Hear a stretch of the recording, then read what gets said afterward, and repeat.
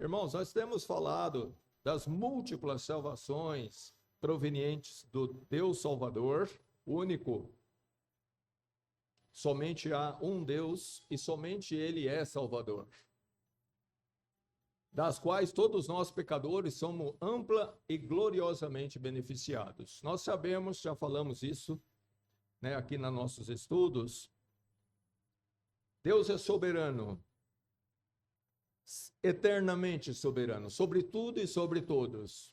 Deus não é, Ele na sua onipotência, na sua onisciência e onipresença, Ele não é surpreendido por nada. Na verdade, esses atributos faz com que Ele tenha pleno domínio sobre tudo e todos, em todos os tempos, ininterruptamente, porque Ele tem todo o conhecimento de todos os tempos, e Ele está presente ininterruptamente em todos os tempos também, e em todos os lugares ininterruptamente. Deus não pode ser surpreendido, Ele é soberano, Ele é o Todo-Poderoso. E Ele fez a sua criação, o único ser que não é criado é o próprio Deus.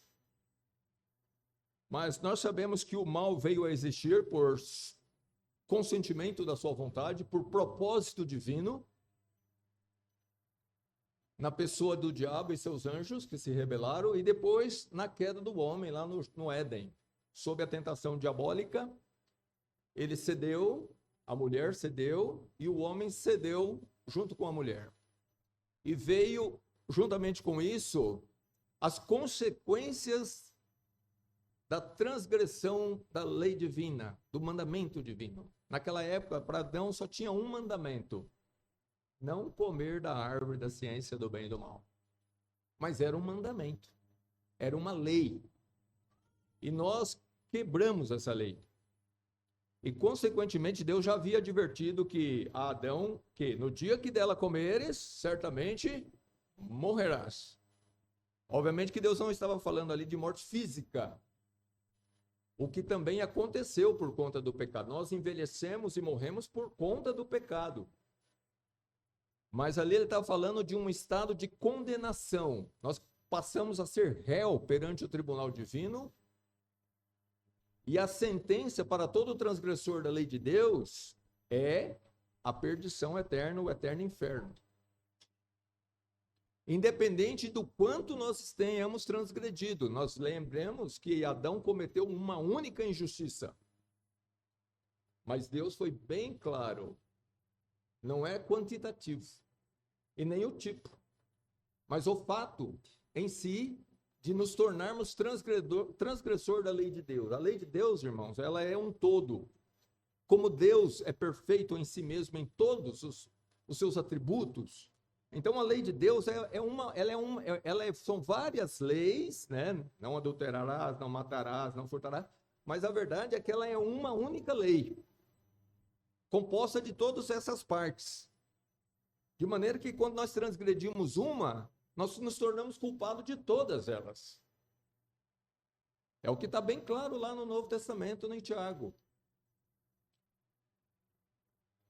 Só que já havia o plano de Deus, irmãos, de manifestar seu grande amor. E esse é o ponto que nós já abordamos aqui, que junto com a queda do homem, Deus pôde assim manifestar de maneira percebida, de maneira clara, evidente, seu grande amor na salvação do pecador perdido. Não só na salvação da perdição eterna, mas salvar e ainda fazer promessas maravilhosas para um futuro eterno. Deus se fazendo conhecer no seu amor, porque até então, Deus se fez conhecer na sua justiça. No dia que dela comer, certamente morrerás. Mas depois da queda, manifestou-se muito mais gloriosamente o amor de Deus para com o perdido pecador. Junto com seu amor, ou derivado desse grande amor, a sua longanimidade, a sua benignidade, a sua mansidão, a sua paciência, a sua graça. Tudo isso, irmão, é bem presente na nossa vida. De fato, Nós só estamos aqui hoje vivos, respirando e podendo ouvir da palavra de Deus por conta desses atributos de Deus. Porque se Deus fosse nos tratar conforme somente a sua justiça, olhando para nós, pecadores, nós não estaríamos aqui. Mas Deus refreou a sua ira, a sua justiça, para que desse vazão à sua misericórdia, à sua graça. Mas não que ele não vai atender a sua justiça, ele vai atender, ele já atende de forma parcial, vamos dizer assim, nesse mundo, mas ele vai atender na sua plenitude no juízo final, quando todos os homens serão julgados pelos seus pecados e condenados. Mas agora, como Jesus disse a seus discípulos, é época da misericórdia de Deus. Por isso que a igreja prega, irmão, a salvação em Cristo Jesus, firmado na graça de Deus, no amor de Deus, providencial, visto que por conta do pecado de Adão, nós vamos ver isso hoje, irmãos, lá no capítulo 5 de Romanos, é onde nós vamos meditar hoje, que lá no Éden, em Adão mesmo, todos nós nos colocamos em estado de condenação. Obviamente que todos nós temos sobre nós não só a culpa daquele pecado original, um pecado, vamos dizer assim, de imputação universal, de fato, mas nós temos os nossos próprios pecados também agregados àquele. A culpa dos nossos próprios pecados. Por quê? Porque nós bem sabemos que o pecado não só nos colocou em estado de condenação, o pecado de Adão, mas a natureza nossa, irmãos, se tornou má. O pecado impregnou na nossa natureza, de maneira que nós não conseguimos fazer o bem, ou seja, não conseguimos obedecer à lei de Deus. Por isso que a Bíblia sempre fala que pelas obras ninguém agrada a Deus. Porque para agradar a Deus em obras, ou seja, em conduta, tem que ser perfeito, porque Deus é perfeito. E como pode nós, nesse corpo, sermos perfeitos? Quem aqui pode dizer como Jesus? Jesus falou para os discípulos: quem me convence de pecado?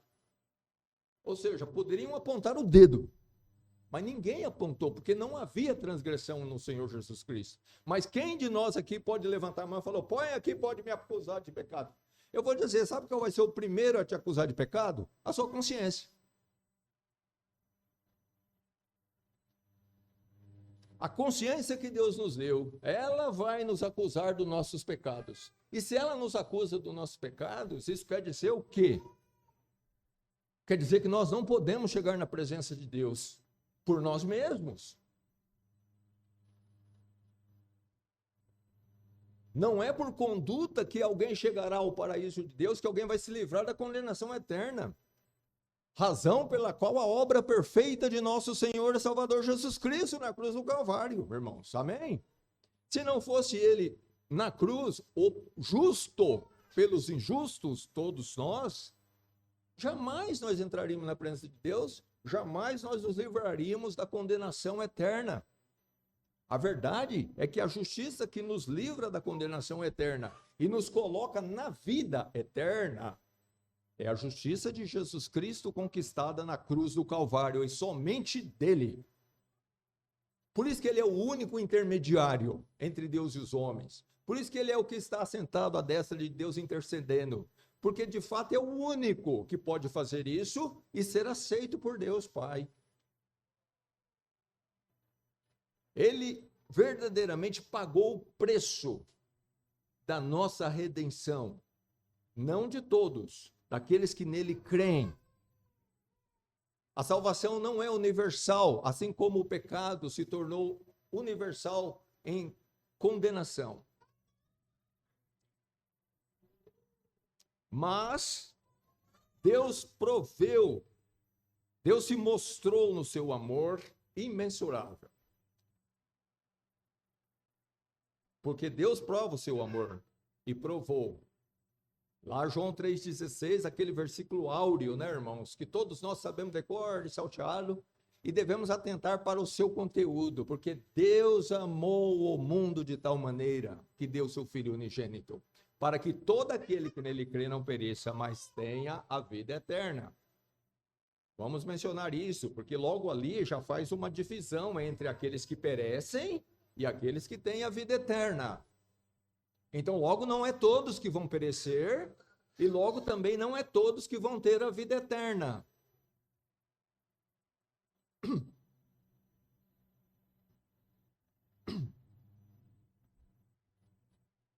Mas é importante, irmão, a gente ter consciência do que aconteceu lá no Éden. Vamos, irmãos, lá para Romanos, no capítulo 5. Carta de Paulo, do apóstolo Paulo aos Romanos.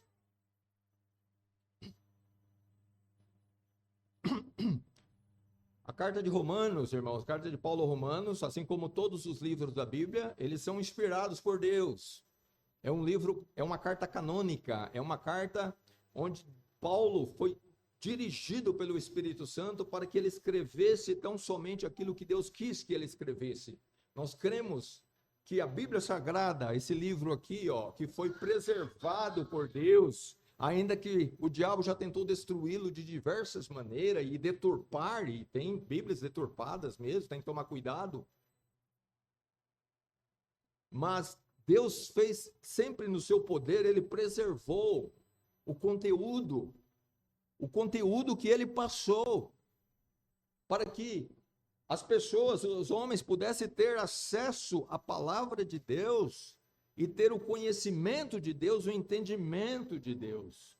Então, Paulo, escrevendo aqui, essa carta que perduraria até a volta de Jesus Cristo, ele estava sob o domínio do Espírito Santo de Deus. Não foi coisa da cachola, da cabeça de Paulo. Obviamente que ele estava com as características dele, Deus não anulou as características dos escritores da Bíblia quando estavam escrevendo. Ainda era o Paulo escrevendo. Mas ele estava tomado pelo Espírito Santo ali de uma maneira tal que Deus colocou na cabeça dele naquele momento tão somente o que Deus queria que Paulo escrevesse aos romanos.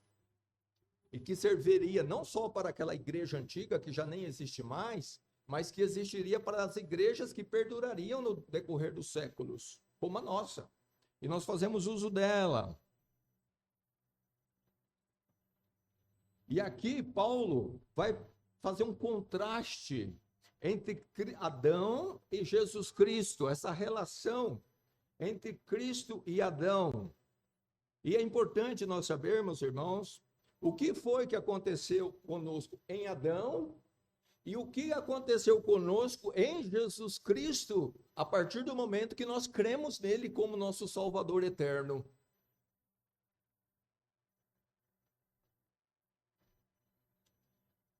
Os irmãos estão lá em Romanos, então já vamos lá para o versículo 12.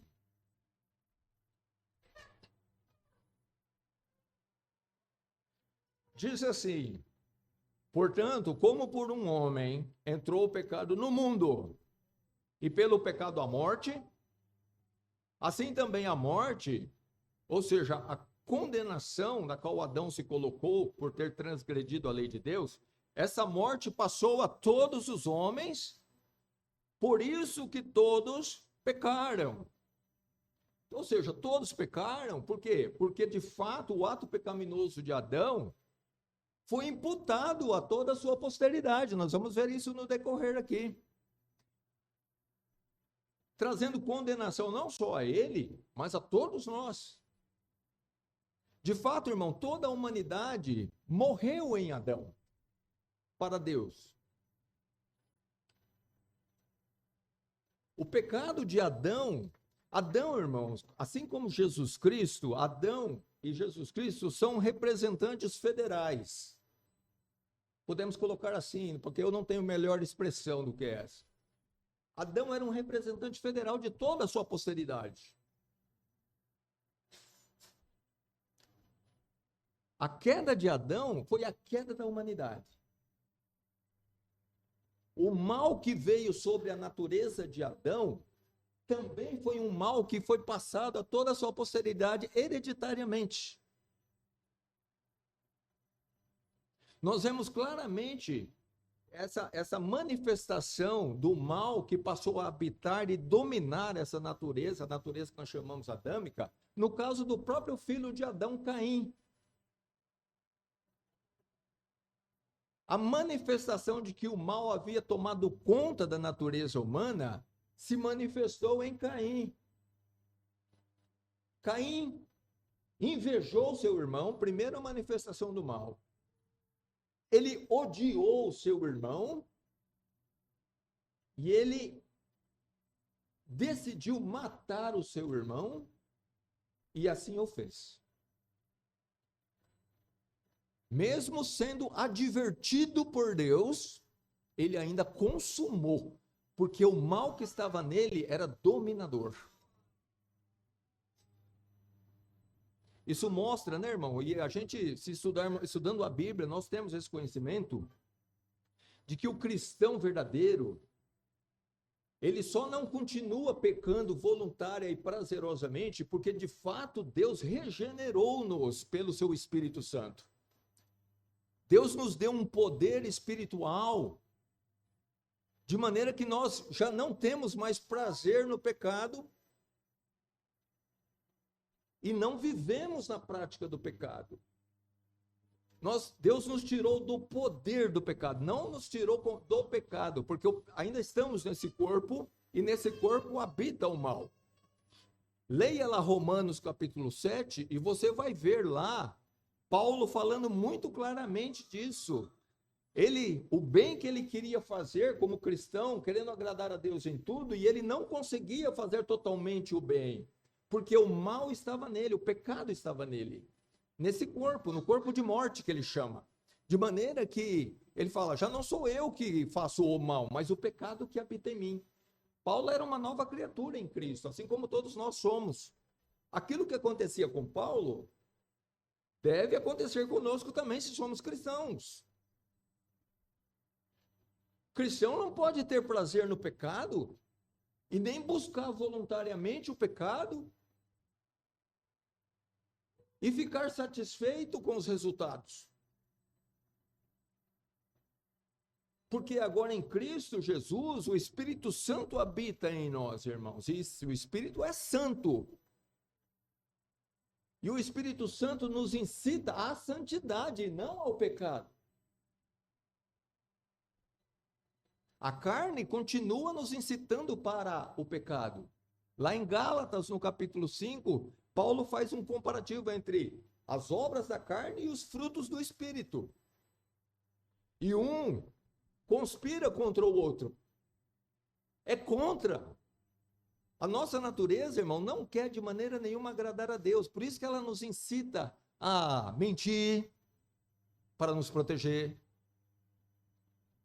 a ser desonesto para nos proteger, ou proteger alguém. É tudo obra da carne.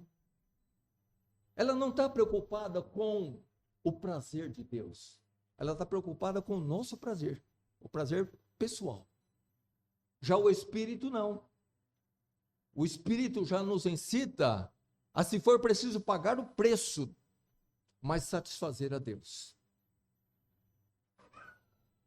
Por isso, um cristão verdadeiro, como João escreve muito bem lá na sua primeira carta, ele não vive na prática do pecado. Se alguém anda com a Bíblia debaixo do braço, é membro de uma igreja, se diz cristão, mas a vida dele, no dia a dia, é uma vida de pecaminosidade voluntária, sem arrependimento verdadeiro, sem renúncia, ele não é cristão. Ele engana a si mesmo.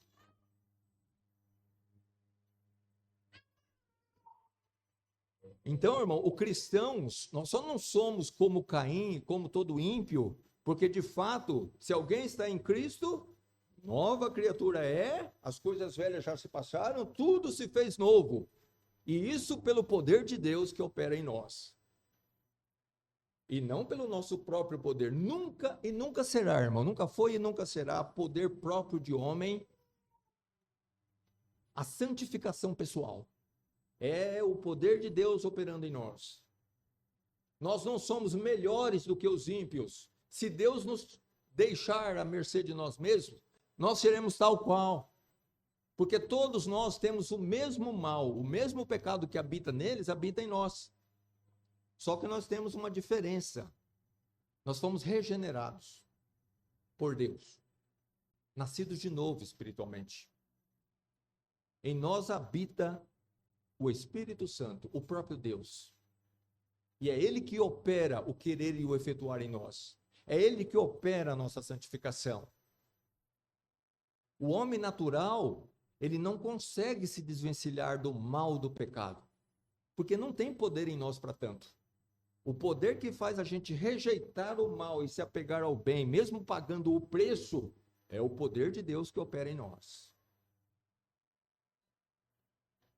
Mas nós vimos no caso de Caim, esse fato, irmão, de que o pecado, o pecado de Adão, ele realmente afetou também a nossa natureza. Mas muito mais do que isso, o pecado trouxe a morte. E essa morte aqui, irmão, entenda que é condenação. Estar morto para Deus é não ter paz com Ele. É não estar em paz com Ele. É estar debaixo do seu juízo. É estar debaixo daquela condenação vindoura da qual todos nós vamos nos submeter quando Jesus Cristo voltar. Você sabia que Jesus Cristo vai voltar? Breve voltará. O dia, eu não sei. Ninguém aqui sabe. Mas ele vai voltar e ele vai julgar.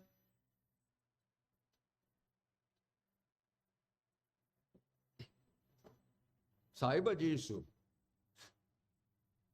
E ele vai lançar na condenação todos aqueles que não foram remidos dos seus pecados, irmãos, pela fé na morte dele na cruz do Calvário, pelo que ele fez lá, o preço que ele pagou.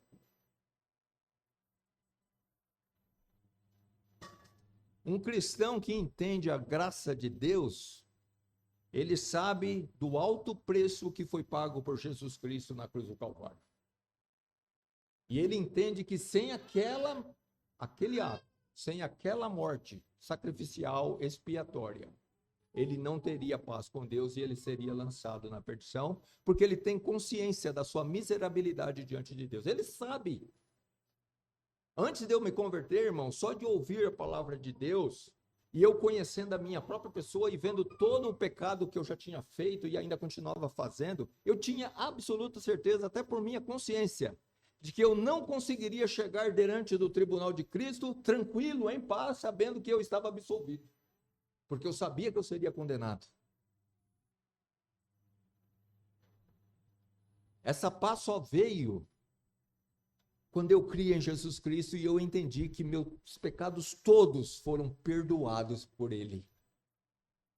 E que a justiça dele me foi imputada pela fé.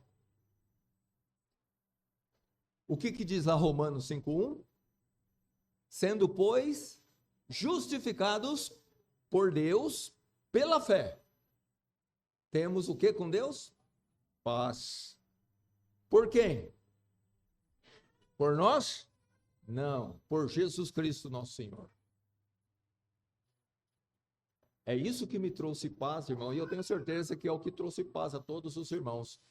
É por isso que nós podemos ter a certeza de que não só não seremos condenados mais, mas que temos a vida eterna da qual Deus prometeu aos que o amam.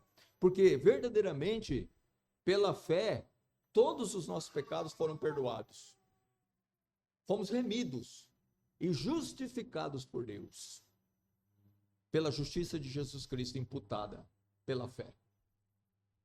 Não é justiça de mais ninguém. Não é a justiça de Cristo mais a minha. Não. O que diz Isaías sobre a minha justiça perante Deus? Que ela é como o trapo da imundícia. Será que isso não basta?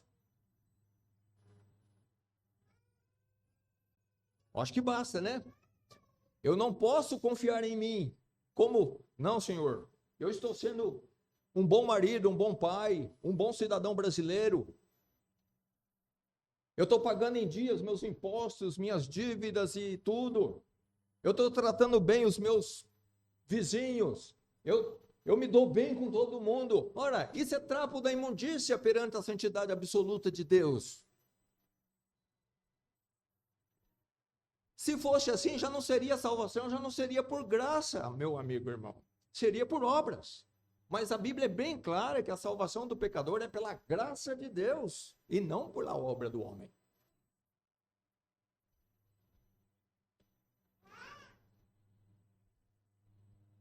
Veja aqui que nós lemos que a morte passou a todos os homens. Porque todos nós não só temos os nossos pecados, mas temos aquele pecado original que, conforme eu disse, já foi imputado a nós também. Quer você creia ou não, essa é a realidade. Se nós não tivéssemos pecado algum, o que é uma impossibilidade, dado a nossa natureza carnal e pecaminosa, nós seríamos condenados pelo pecado de Adão se nós não crêssemos em Jesus Cristo.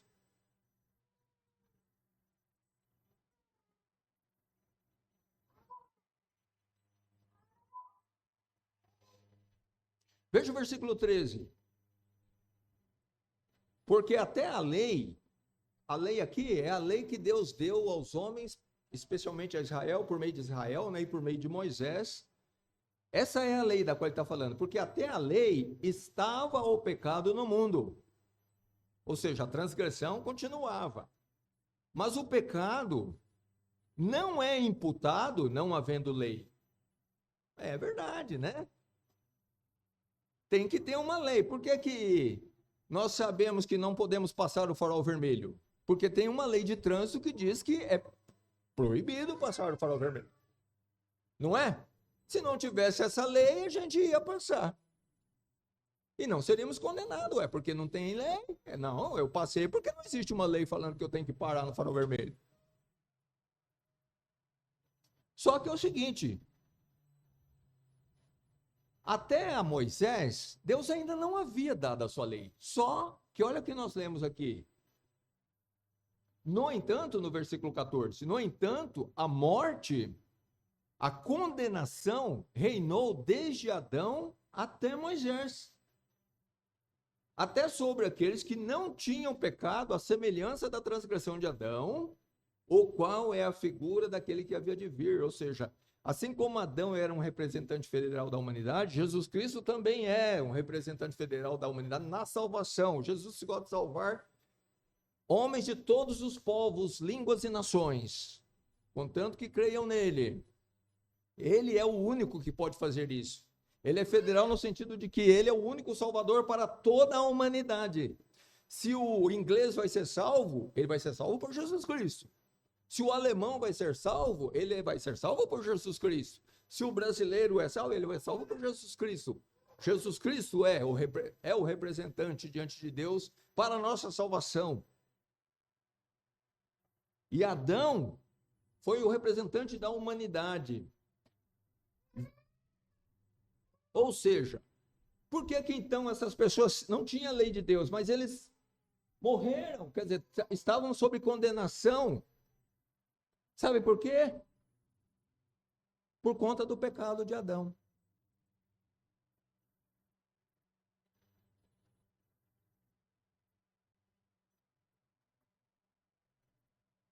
Deus colocou no homem a consciência do que é certo e do que é errado. E tem também a natureza que proclama a glória de Deus, a sua existência, e que ele existe e que deve ser buscado.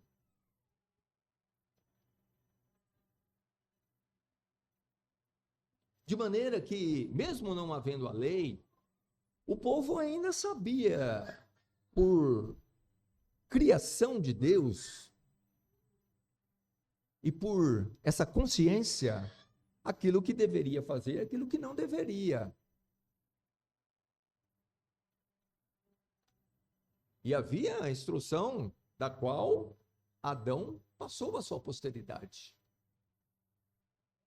de que deveria se temer a Deus e fazer a sua vontade. Como foi que Abel agradou a Deus? Porque ele foi instruído.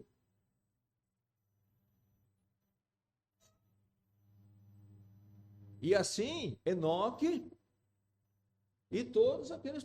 Havia conhecimento, sim, de Deus, só não havia a lei. Eles tinham um entendimento da vontade de Deus passado boca a boca, não tinham uma lei escrita. Então, se não havia lei escrita, quer dizer, só a vontade de Deus sendo passada boca a boca não seria suficiente para a condenação, é verdade. Mas existia sim a condenação de Adão, que foi passado a toda a sua posteridade.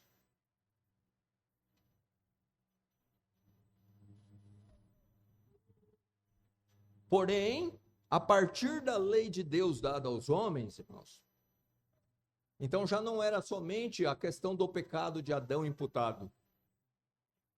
Era o conhecimento da lei de Deus e as transgressões que cada um de nós passamos a cometer, mesmo tendo a lei de Deus.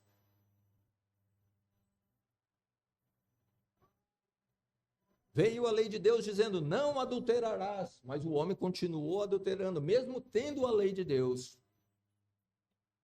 Por quê? Porque é da natureza do homem, caída em pecado, adulterar, fornicar, cobiçar, ter inveja. E toda aquela lista enorme de obras da carne. Odiar, ser avarento,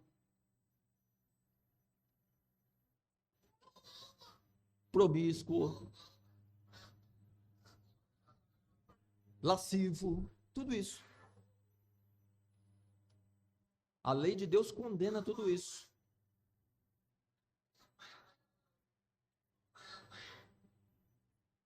Semana atrás, essa semana eu estava lá na casa do pastor Valdir, né? E uma senhora falou assim, conversando com ela, ela falou, agora vamos ver a beleza do carnaval, né? Eu falei, né? Que beleza tem o carnaval.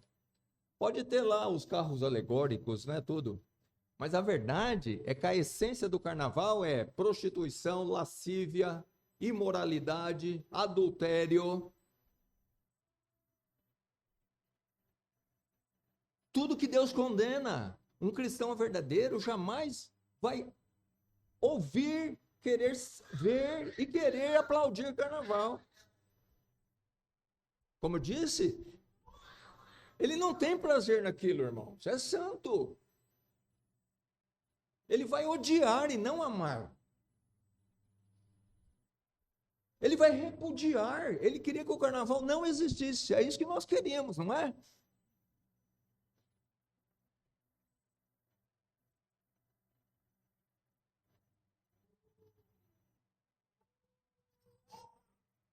De maneira nenhuma nós vamos compactuar.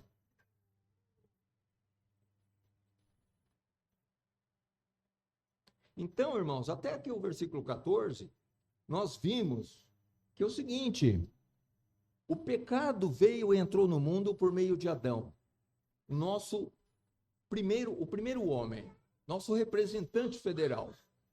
Quando Adão caiu em transgressão, todos nós caímos em transgressão juntamente com ele. Morremos juntamente com ele. Veja, irmãos, a questão da representação federal de Adão, ilustrativamente, no sentido de que Deus, o que Deus fez? Além da morte, da condenação que veio a ele, o que veio? Veio a maldição do mundo. Alguém poderia falar, mas não foi eu que pequei, foi o Adão, mas o mundo foi amaldiçoado e agora eu estou tendo que viver nesse mundo amaldiçoado por ele, porque ele era nosso representante federal. Deus disse claramente, maldita é a terra por causa de ti. Espinhos e carne te produzirá, Com suor, ou seja, com labuta você vai comer o pão de cada dia. Isso tudo vale para todos nós. Porque ele era o nosso representante perante Deus.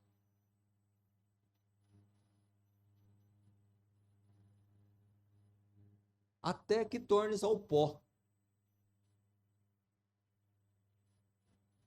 Até que morra fisicamente. Mas aí, irmãos, a partir do versículo 15, vem aquele contraste com o dom gratuito de Deus. Até então, nós vimos que por meio do homem só veio a maldição, veio o pecado e veio condenação e veio maldição sobre nós e sobre o mundo animal, a fauna, a flora, tudo foi amaldiçoado por Deus por conta do pecado de Adão. Foi ali que veio as feras, os animais carnívoros. Você já olhou o mundo, a natureza, o mundo animal, irmãos? Eu gosto de assistir esses programas. É uma verdadeira batalha pela sobrevivência. É um comendo, batalhando contra o outro, um matando o outro. Tudo isso não era para existir. Se tornou natural por conta do pecado. Mas na nova terra não vai ter isso. Aliás, quando Jesus Cristo voltar, nesse mesmo mundo e para reinar durante 1000 anos, já isso tudo vai mudar. Vai voltar como deveria ter sido sempre. Tudo isso, todo o mal que veio a esse mundo, irmão, é por conta daquele pecado que aconteceu lá no Éden.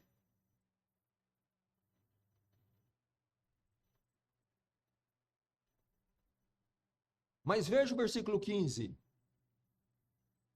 Paulo agora vai fazer essa comparação, esse contraste aqui, né? Não é assim o dom gratuito como a ofensa. Ou seja, como a ofensa de Adão, como o pecado que aconteceu lá no Éden. Porque se pela ofensa de um morreram muitos, muito mais a graça de Deus e o dom pela graça, o presente que é pela graça de Deus, que é de um só homem, Jesus Cristo, abundou sobre muitos. Paulo agora começa a colocar o contraponto, irmãos. Veio sim o pecado e trouxe maldição e trouxe condenação, mas aí entrou Deus, na sua graça, no seu amor. Deus interveio. Veja, dom gratuito, sem merecimento da nossa parte. Ninguém é salvo por merecimento. Qual é o cristão verdadeiro que fica batendo nas costinhas, dizendo, eu fui salvo porque eu fui bom, é porque eu criei, porque eu entendi. Não, ele sempre vai dar glórias a Deus que abriu o entendimento dele, para que ele compreendesse a Sagrada Escritura, compreendesse o quanto ele é pecador e vil diante de Deus, e a obra redentora de Jesus Cristo sendo o único caminho para a salvação. Foi Deus que fez tudo isso. O crente não é, pelo contrário, a maioria dos cristãos, dos salvos, são pessoas simples. Foi propósito de Deus, inclusive, que fosse assim. Não são muitos os ricos e os poderosos que são chamados à salvação. Os humildes, pessoas até lentas no raciocínio. Mas quem disse que é pela capacidade intelectual que nós chegamos à salvação? Nunca foi e nunca será. Será pela graça de Deus. Deus nos abre o entendimento para que nós compreendamos a Sagrada Escritura, para que nos arrependamos e creiamos em Jesus Cristo. É o dom gratuito de Deus.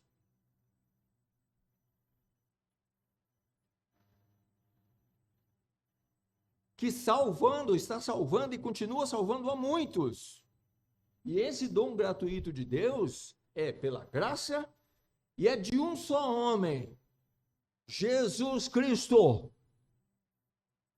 É lamentável, irmãos, É lamentável que a gente vê pessoas recorrendo a homens, colocando sua fé em homens, homens e mulheres, colocando essas pessoas como intermediários, como intercessores, como se eles pudessem fazer alguma coisa para nos salvar. Eles não podem fazer nada, nem para nos livrar da condenação eterna e nem nessa vida.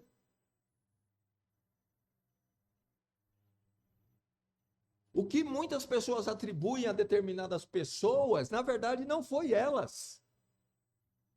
Foi Deus, pela sua muita misericórdia e para que seus propósitos eternos se cumpram, que ele agiu e operou. Mas a pessoa, em vez de dar glórias a Deus, dá glória a Pedro, a João, a Maria, a Sebastião,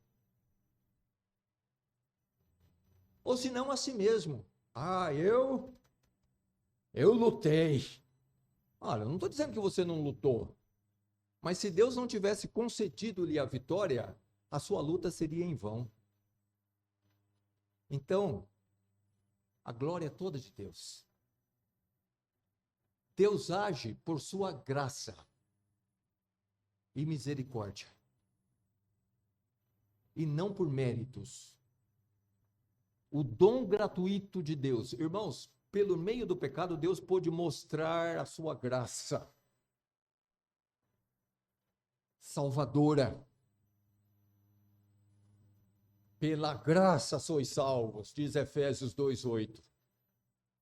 Por meio da fé em Jesus Cristo. Isso não vem de vós, é o quê? É dom de Deus. É presente. Aqui, ó, nós acabamos de ler, dom gratuito de Deus.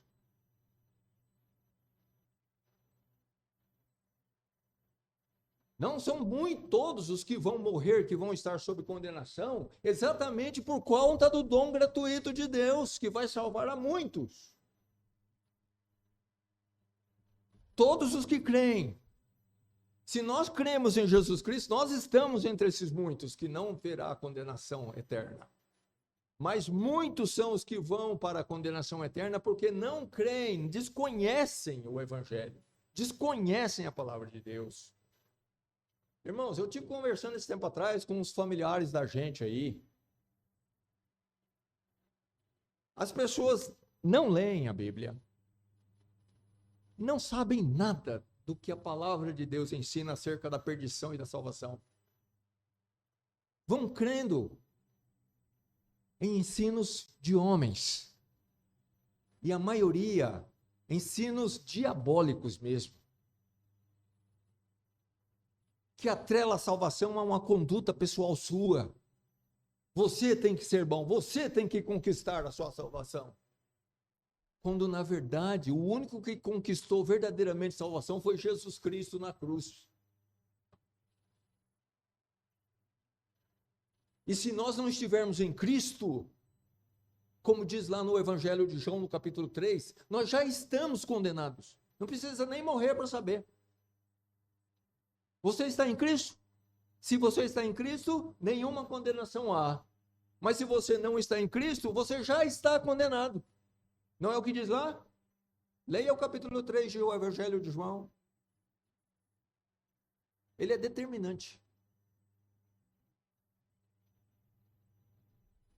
No versículo 36, João o Batista afirma categoricamente que aquele que não está em Cristo nunca verá a vida. Ou seja, ele nunca se livrará daquela condenação da qual é para todos os homens. Ele nunca verá o nova terra e novo céu.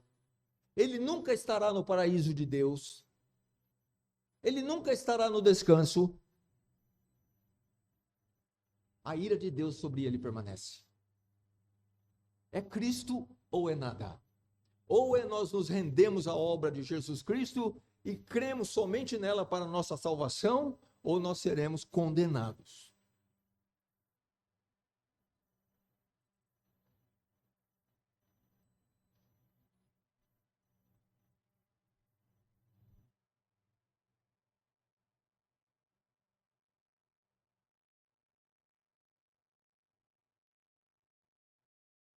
Por isso, irmãos, que a igreja, ela insiste em pregar o evangelho, porque a salvação, ela é pela fé. Como lemos lá em João 3,16, né? Para que todo aquele que nele crê quer dizer aqui fé, não pereça, mas tenha a vida eterna. E por que então que a igreja prega?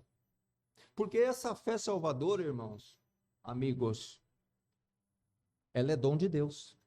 Lá em Efésios, capítulo 2, versículo 8. Não vem de vós, é dom de Deus. Mas ela é um dom dado com critério. O critério é ouvir da pregação da palavra de Deus. Não tem fé salvadora sem o ouvir da palavra de Deus. É o método de Deus. Essa fé não é produto humano. Não é que eu crie, eu tenho fé, porque eu desenvolvi essa fé. Não, é Deus que me deu ela. É dom de Deus, é presente, é gratuito. Porém, Deus dá, mediante este evangelho aqui, a palavra dele.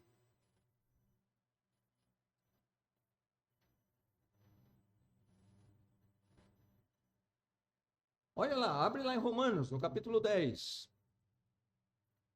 no versículo 13.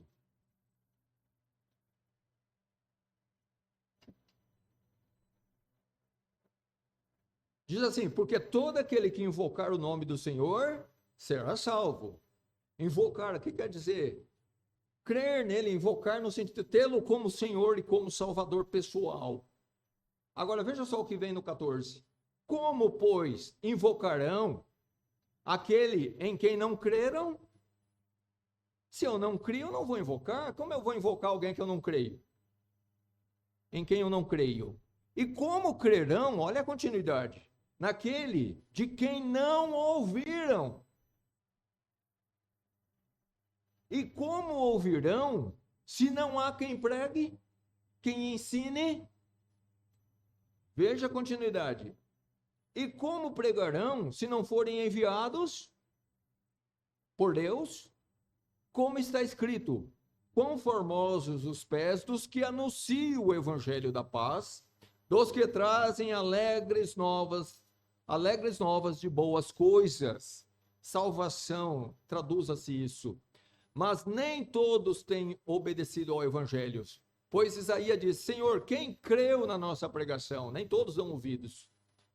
E olha o versículo 17. De sorte que a fé é pelo ouvir, e o ouvir pela palavra de Deus. Quer um versículo, uma passagem mais clara? A necessidade do evangelho. Muitas pessoas, irmão, falam: eu tenho Deus no coração. Mas como ele tem Deus no coração se ele nem sequer ouve da pregação da palavra dele? A palavra de Deus, então, ou logo essa passagem aqui não está falando a verdade, ou essa pessoa não está falando a verdade. Obviamente que eu vou ficar com a palavra de Deus. Não tem salvação sem o ouvir dessa palavra.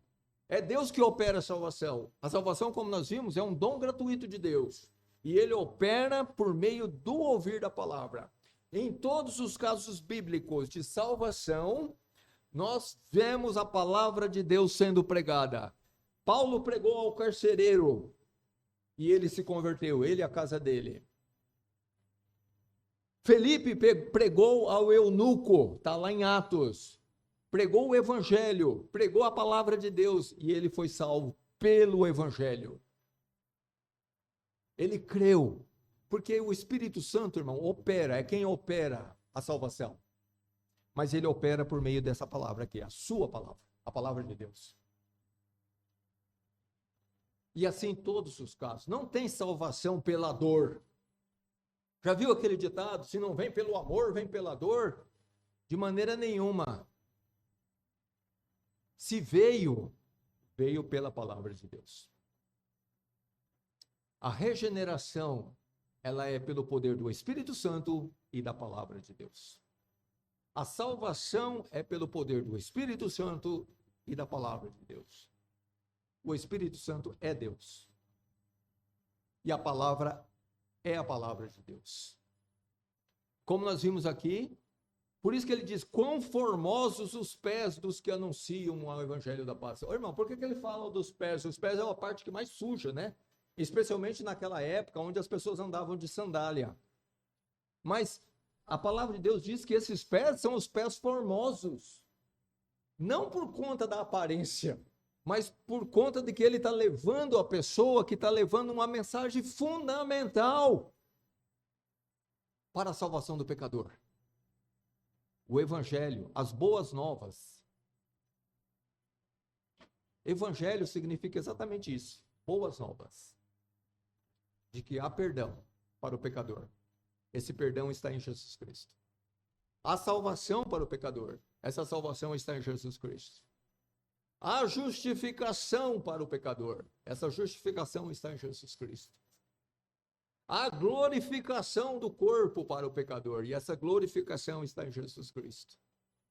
Há um novo céu e uma nova terra para o pecador. Mas esse novo céu e essa nova terra está na pessoa de Jesus Cristo.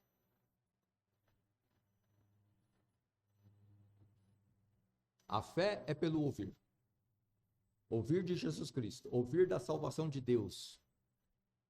E ela vem pela palavra de Deus.